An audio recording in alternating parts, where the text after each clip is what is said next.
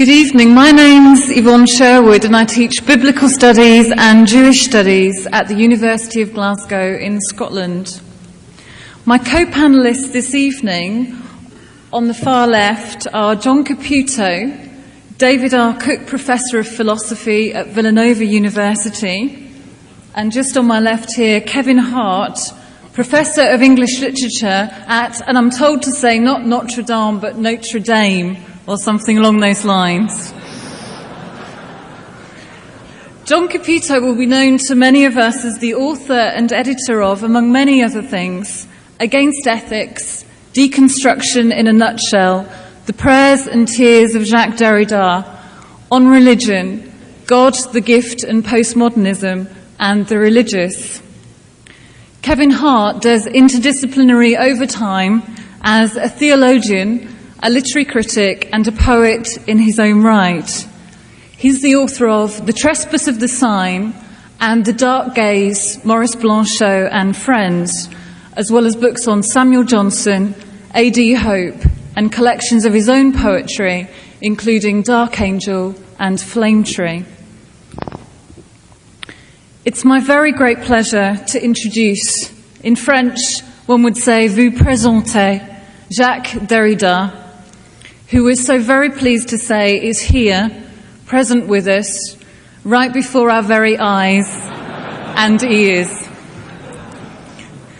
There are numerous ways that I could introduce this man who, as an academic signature, needs no introduction, but who, because of the persistence of certain caricatures that still stand in for reading, perhaps in some sense still does. I could present him, as it's customary to do on these occasions, in terms of his curriculum vitae. But then his work, as he once said of Emmanuel Levinas, is now so large that one can no longer glimpse its edges. I could introduce him, as is also conventional, in terms of his institutional affiliations, past and present, for example, at Yale, the Sorbonne, the École Normale Supérieure in Paris, the University of California at Irvine, and so on. But I wouldn't want to give you an impression of someone too much in love with institutions, who hasn't asked searching questions about the university and what the university means and does. Perhaps I could introduce him, as he sometimes has himself in a slightly tongue-in-cheek ecce homo, as a little Arab Jew, a Marano of French Catholic culture, who grew up in a Christianized Judaism that spoke of circumcision as baptism and bar mitzvah as communion, or as someone who regularly watches those Sunday morning TV programs on religion. These things certainly wouldn't be irrelevant to our context here at the American Academy of Religion and the Society of Biblical Literature. Perhaps the best way to introduce him in this context, without appropriating him for it, is to simply reel off a litany of topics that reverberate in his work as regularly as they reverberate around the discussions at our annual meetings. For example, Augustine, confession, circumcision, Paul, prayer, the Spirit and the letter, the Talmud, the Talit, the touch of Jesus, the flood, the Tower of Babel, the sacrifice of Isaac and or Ishmael, Kierkegaard, Messianism, wars of interpretation, Jerusalem, Kabbalah, religious violence, the limits of ecumenism and tolerance, sacrifice, the sacrifice of woman at the heart of sacrifice, ethics, responsibility and forgiveness, the eschaton, the apocalypse of John, the name of God.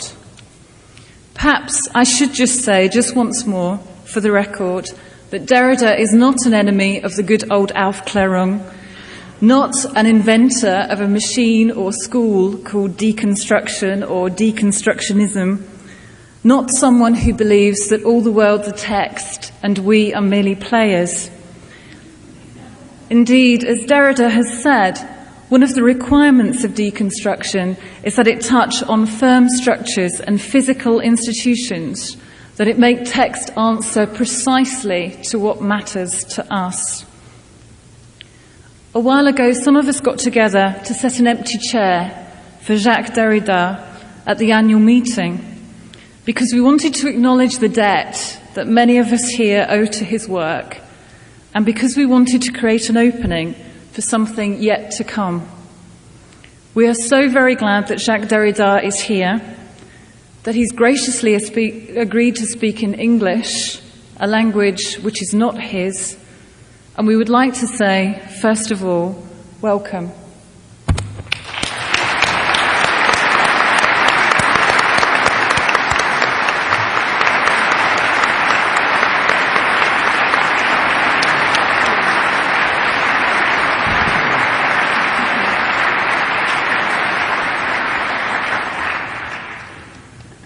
Jacques, I would like to start, maybe the best place to start would be to talk about prayer. And in circumfession, you say that you're a man of prayers and tears, and that you pray all the time. And in the remark that you make that you direct to Jeffrey Bennington, you say, "I wonder if I ought to tell them that I pray, and describe how that could happen, according to what idiom and what rate, on one's knees or standing up, in front of whom or what books.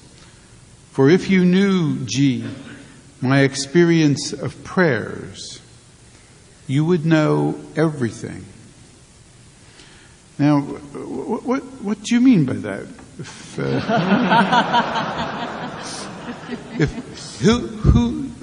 To whom are you praying, and how would your prayers be answered if, as you say elsewhere in that text, you rightly pass for an atheist?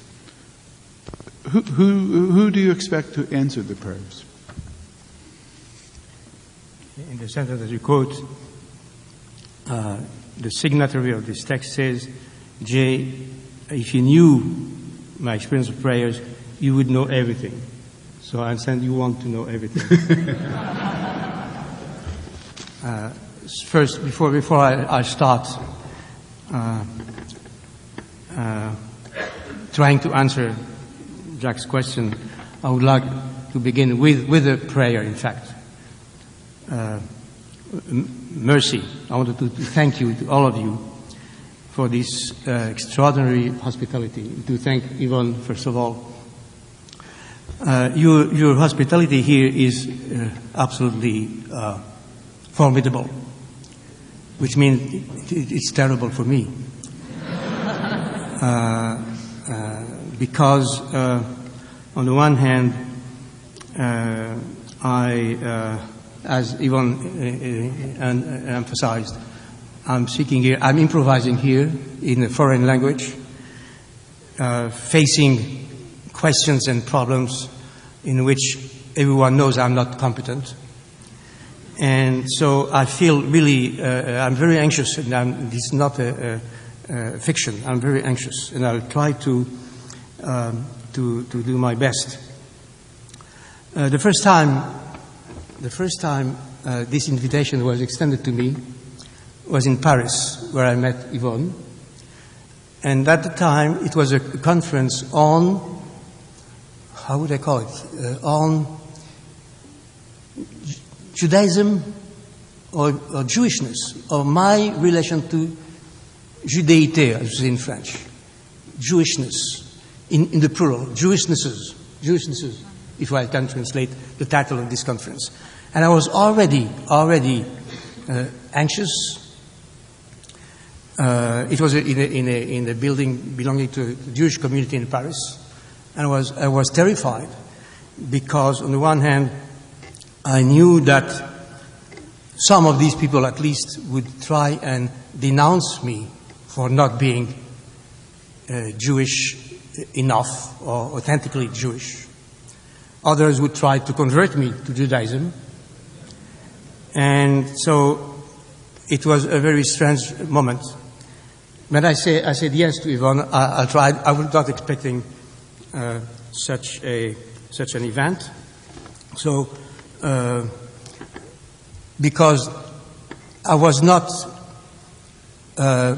presenting myself in Paris as an authentic Jew, nor as a non-Jew. I'm not an expert in Judaism.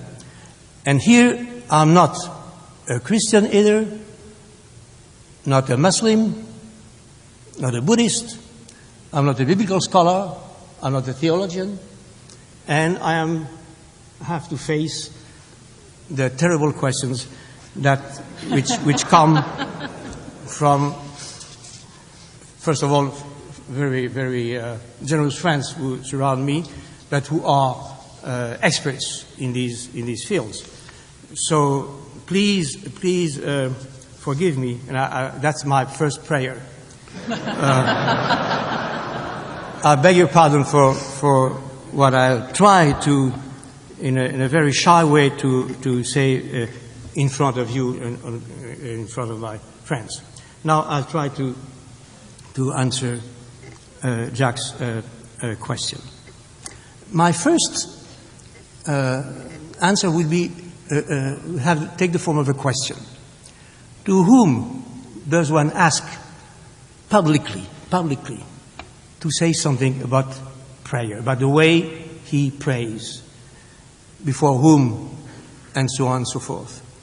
If I were a priest or a theologian or a well-known believer, Jacques wouldn't ask me such a question.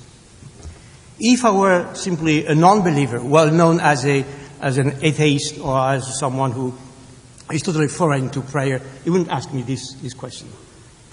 So, why am I asked this question?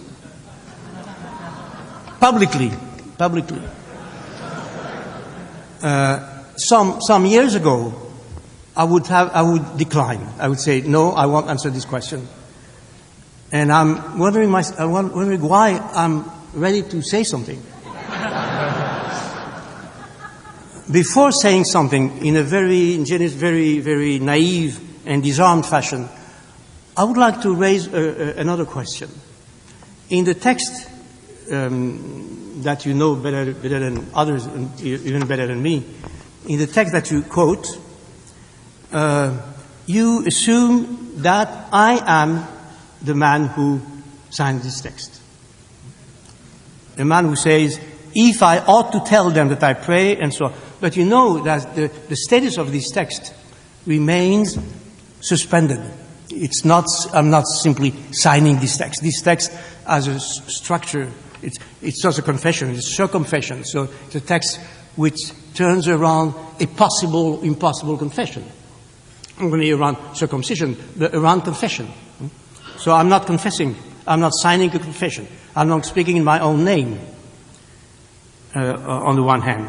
And on the other hand, this text is intertwined with quotes from St. Augustine. It's a very complex structure in which it's difficult even for me to decide who is saying something about his prayer, his way of praying, and so on and so forth.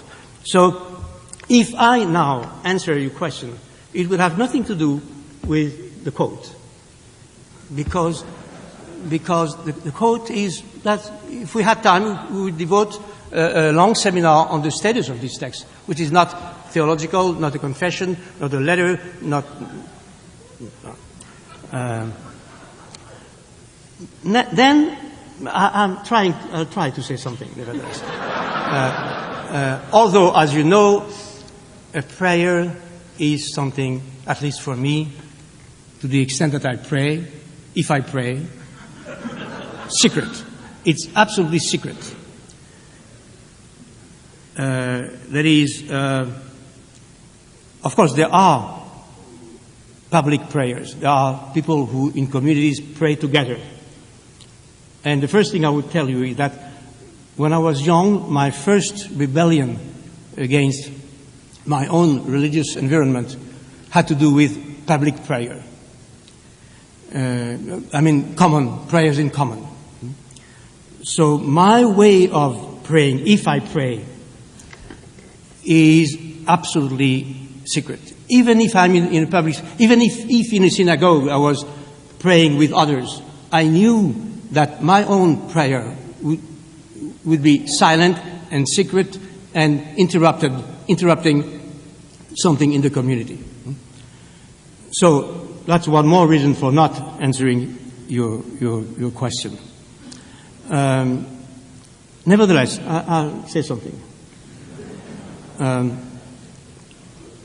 A prayer, on the one hand, has to be, the way I understand it, a mixture of something absolutely singular and secret, that is idiomatic, untranslatable, and at the same time, a ritual that is involving the body in coded gestures, in common language, in intelligible language. So there's this mixture between a secret and sacred idiom and some common ritual in which the body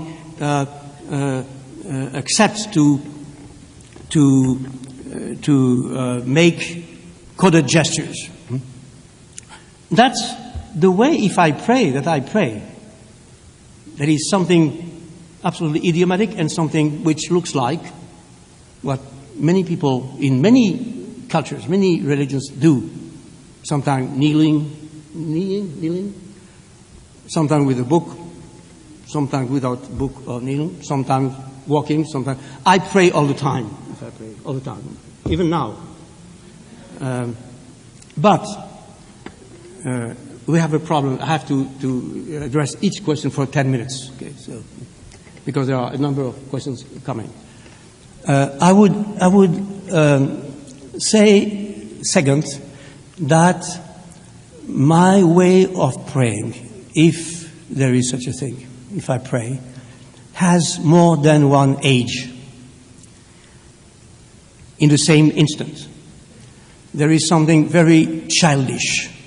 And when one prays, one is always a child. Something childish, something archaic, gathering some memories of my childhood, and the images, the imagery, the iconography of God as a grandfather, a severe, just grandfather with a beard. And at the same time, a mother who thinks I am innocent, that is ready to forgive me. Okay? So there are these naive image of a couple of a terribly just but merciless father, but just, understanding father, and a mother who is trying to trust my innocence. This is the layer of the childish layer of my prayers. The ones I perform once a day, for instance, before going to bed, or I pray a little time right now. Now there is also mixed with this,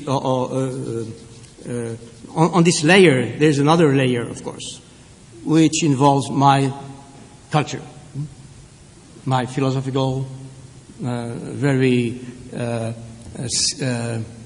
critical experience, my experience of apophasis, my experience of a critique of religion, going through Feuerbach to Nietzsche to all of these things, the experience of a non-believer, someone who is constantly suspicious of the child, okay? And who resists, and who says, well, whom am I praying? Whom am I addressing? Who is God, and so on and so forth. And in this layer of sophistication, if I may call this way, I find a way of, let's say, meditating about who is praying and the who is receiving the prayer, the who my address. And I know that this very apparently negative. It's not negative, it's just a way of thinking. I think. When I pray, I think. I try to think. And this thinking prayer is not simply negative. It's a way of asking all the questions that we are asking here in this conference. A lot of them, of course. I cannot summarize these questions in 2 minutes now. But these questions are part of my experience of prayer. When I pray, I'm just thinking about negative theology, about the unnameable, the possibility for me to be totally deceived by my belief and so on and so forth. It's a very skeptical, I don't like this word, but this can be interpreted as a very skeptical prayer. Very skeptical. And this skepticism is part of the prayer.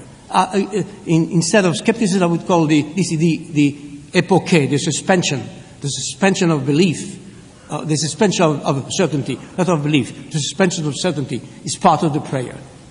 And then I consider that this suspension of the certainty, this suspension of knowledge, this inability to answer your question, to whom? Who do you expect to answer these prayers? Is part of what a prayer has to be in order to be authentic. If I knew, if I were simply expecting an answer, that would be the end of a prayer. That would be an order, the way I order a pizza. Okay? No, I'm not expecting, and my assumption is that I must give up any expectation, any certainty as to the one or more than one to whom I address this prayer, if this is still a prayer. And of course, the child is praying for, expecting some answer or expecting some protection for himself, for life, for his beloved ones, for his relatives, for wives, children, friends, and so on and so forth. But I can't tell if I'm praying someone invisible, transcendent one, or if I'm praying precisely these other ones in myself that I want to address out of love and for the protection of their lives. Now, I'm already too long. Okay.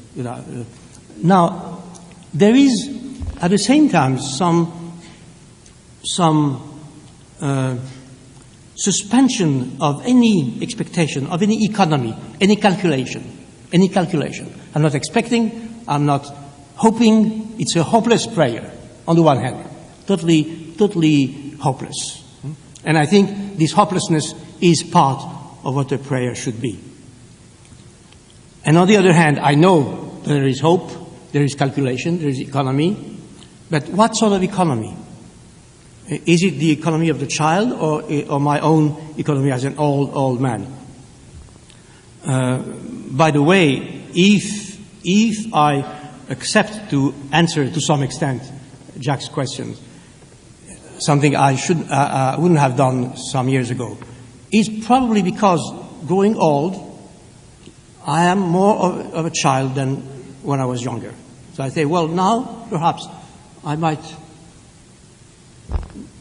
run the risk of saying something confidential in front of such an audience.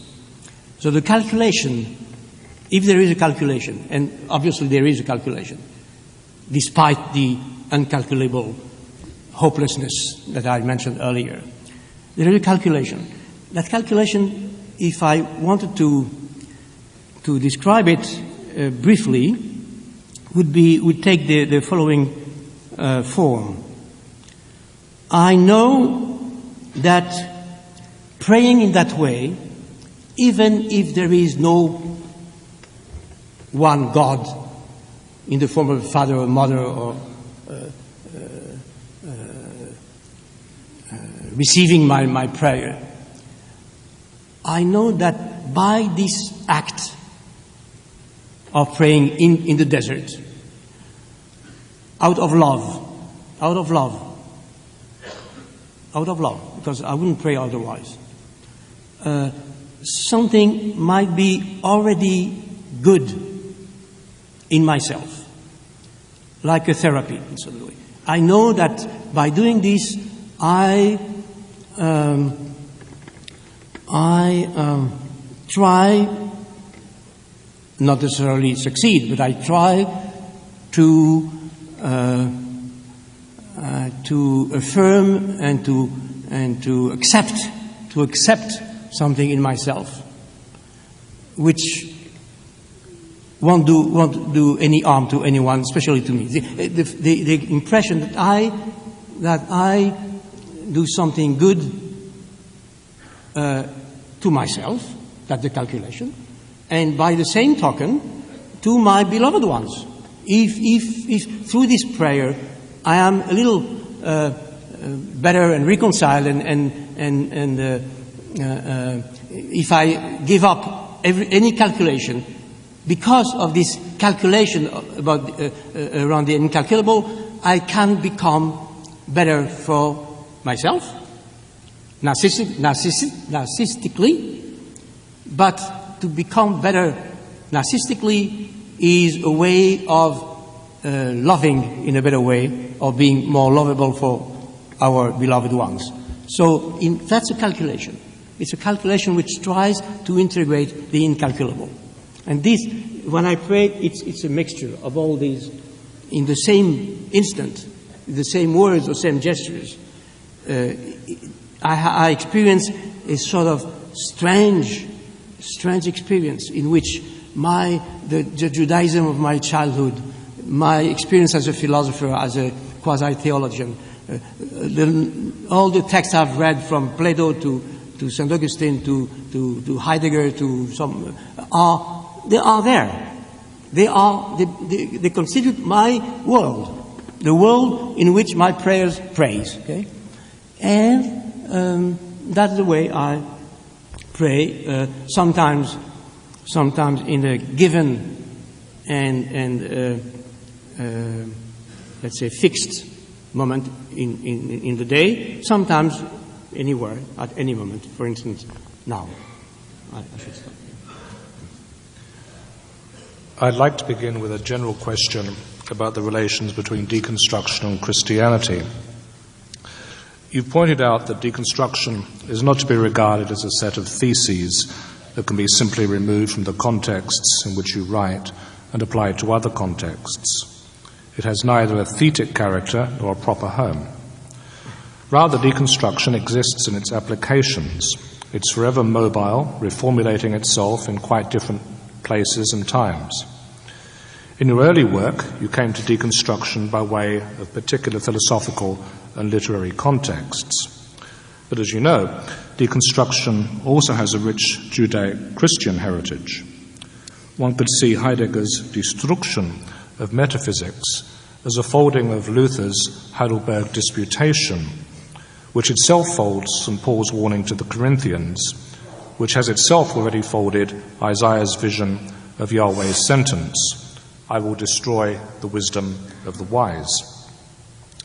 I'm not suggesting that deconstruction can be translated without remainder by Heidegger's destruction, or that destruction can be translated without remainder by Luther's destruntur. Rather, I'm drawing attention to a Judeo-Christian heritage of deconstruction. If this heritage exists and has effects, wouldn't a deconstruction of Christianity be bound to meet an internal limit? I'm thinking of Jean-Luc Nancy's project, needless to say, but more generally of movements of deconstruction already in Christianity, beginning with the formation of the canon and the writings of the Church Fathers. What sort of negotiations do you see as significant in that encounter? Thank you, Kevin. Well, the word negotiations is a very difficult one here, because this negotiation, if there is such a thing, it shouldn't be a compromise, to be a very very risky movement. But of course, and I would totally agree with you, there is a Christian heritage, a Judeo-Christian heritage. And since you mentioned Jean-Luc Nancy's project, Jean-Luc Nancy's, I know that not everyone in this room knows the context in which, in France, I've been working during the last years. Jean-Luc Nancy is one of my best friends, who is currently in France, who is currently writing or trying to write what he calls a book on deconstruction of Christianity. And already in the preface that he gave to this book, he agrees that Christianity is already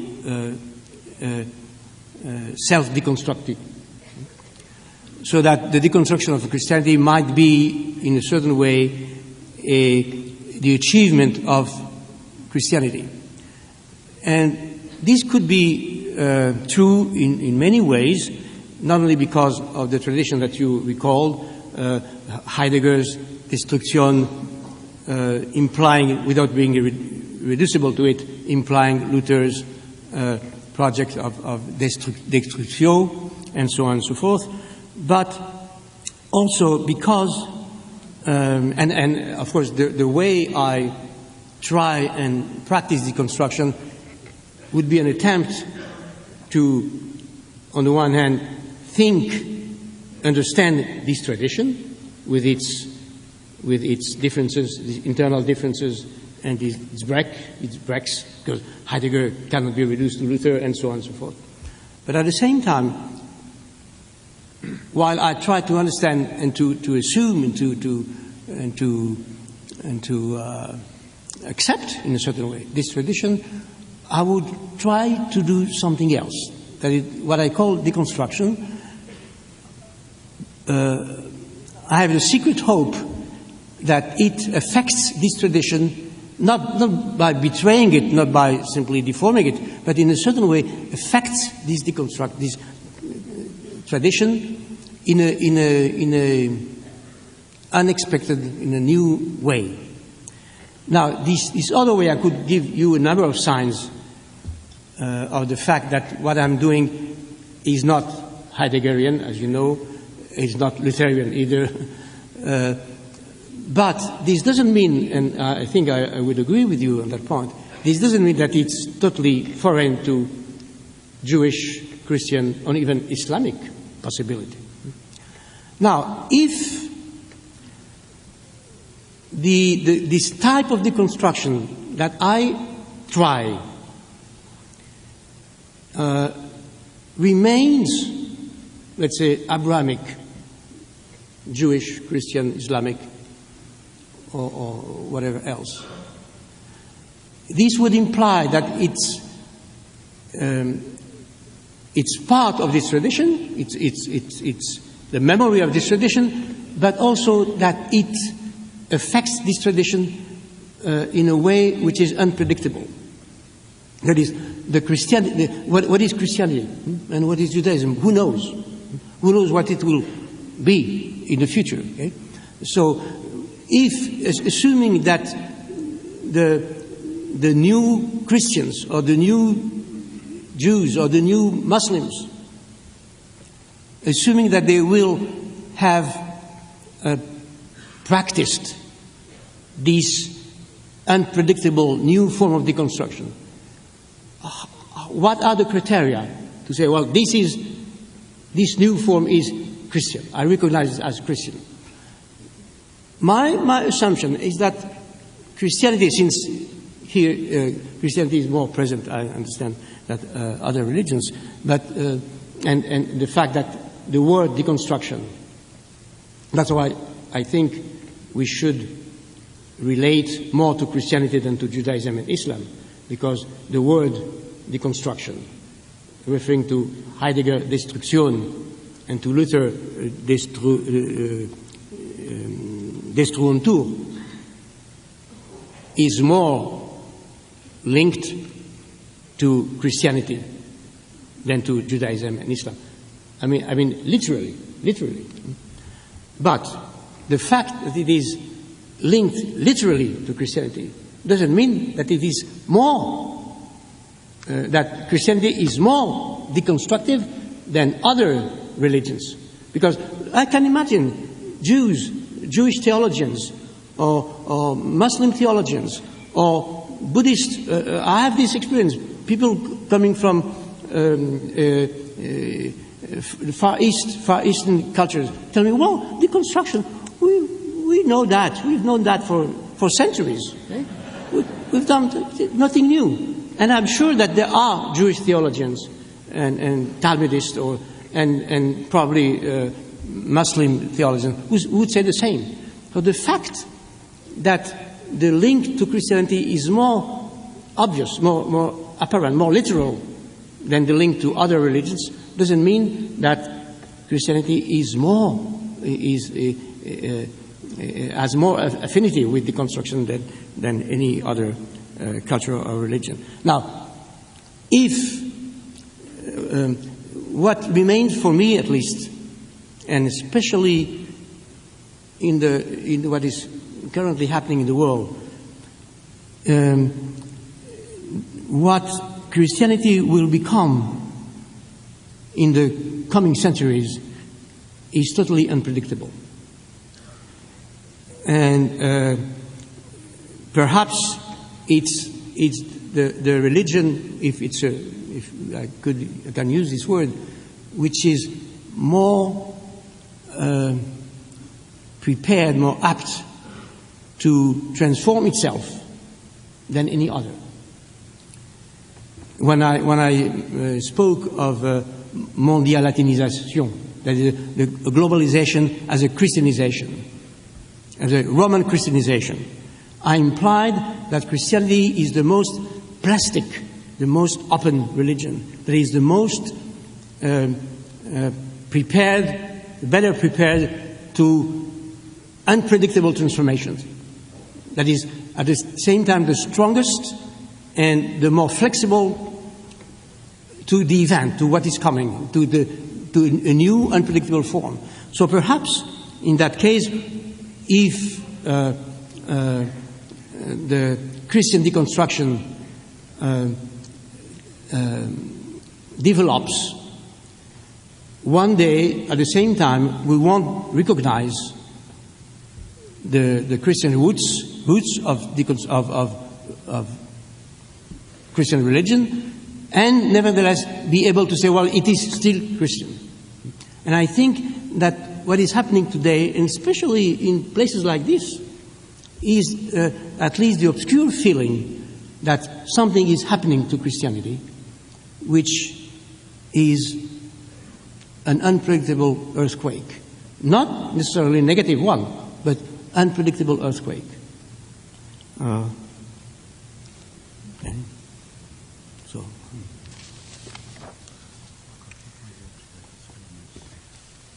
I've got a question for Reb Reader, as you've called yourself. Although you've never invoked the Jewish tradition in any rooted or direct way, I think there are many resonances between your work and the Midrashim. For example, when you ask in The Gift of Death whether the story of the sacrifice of Isaac is predicated on the sacrifice of woman in both active and passive senses, woman as object and subject of sacrifice, I think of the ancient Midrashim that see the death of Sarah in Genesis 23 as a consequence of Genesis 22.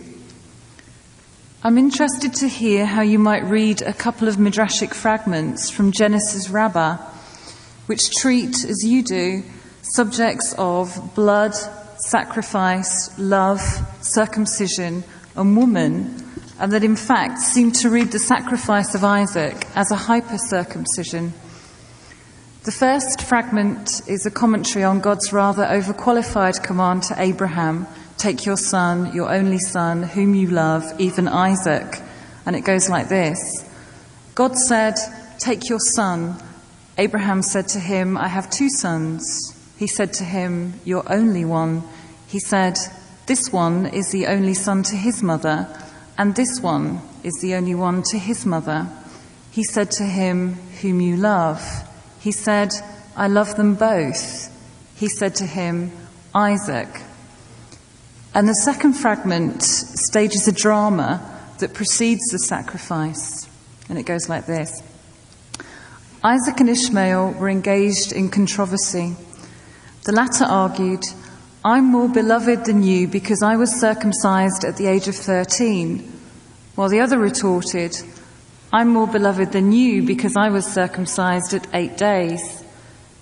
Ishmael said to him, "I'm more beloved than you since I was circumcised at 13 and could have protested, but you were circumcised as a baby and could not refuse." At that moment, Isaac exclaimed, "Oh, that God would appear to me and bid me cut off my limbs, then I would not refuse." Another version says Isaac retorted, "All that you did was lend to the Holy One, blessed be he, 3 drops of blood. But I'm now 37 years old, yet if God desired of me that I be slaughtered, I would not refuse." Thank you. Perhaps at the end of my 2 answers, I'll try to relate the two commentaries. The first one, I would say, that's I improvise an hypothesis. The first one tells us about the terrible experience of, let's say, facing God, obeying God, who gives unjustifiable orders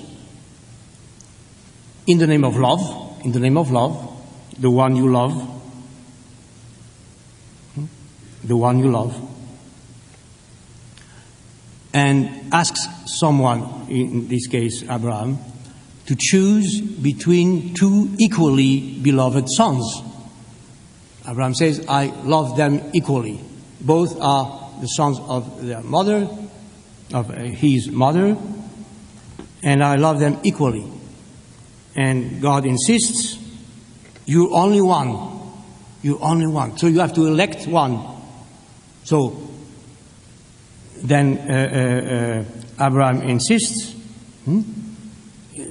"I love both." And he said, "I love them both." And God said, "Isaac, just one." It's a terrible situation. Long before the experience of the what one calls sacrifice, not a sacrifice, but even before going up to the Mount Moriah. It's terrible when we have to choose between 2 equally beloved ones. That's a terrible experience we experience every day. So what Abraham experiences at that moment is that he has to blindly obey an order, an heteronomic order, for which no justification can be provided. No intelligible justification. Okay? So immediately this situation goes beyond, let's say, any ethical, any human level. It's not. That's what Kierkegaard says. In fact, Abraham remains a criminal on the level of ethics. It's a crime. And when Abraham accepts that God, in a way which is totally asymmetrical, says, "Well, I elect you in order that you elect one of your sons, and you elect him as the one who you love. I suppose you love him more than the other, in order to kill him." So here we have the experience of this terrible law of the duty, that is to act out of duty to act while obeying God, you must give up any justification, any human intelligible justification. You have to give up any knowledge. So the leap, what one calls the leap of Abraham, is a leap beyond knowledge, beyond ethics, beyond social bonds, beyond love, out of love, because God says, the one you love. So that's the absolute religious experience, if there is such a thing. The pure act of faith, the asymmetrical obedience to an absurd order, an unintelligible order, beyond ethics, knowledge, and so on and so forth. Now, the second commentary has to do with two ways of understanding circumcision. On the one hand, Isaac, who has been circumcised before having to accept circumcision, before having to understand. That's what happens in Jewish religion. So 7 days, that is, it's a covenant which is signed and to which one has to subscribe before understanding anything, before opening one's eyes, before speaking. So, as opposed to this, the Ishmael in Muslim culture said, well, at least I was old enough to understand, that is, to transform the heteronomy into an autonomy. I was freely accepting circumcision. So my faith is more intelligible, more authentic than yours, because in a certain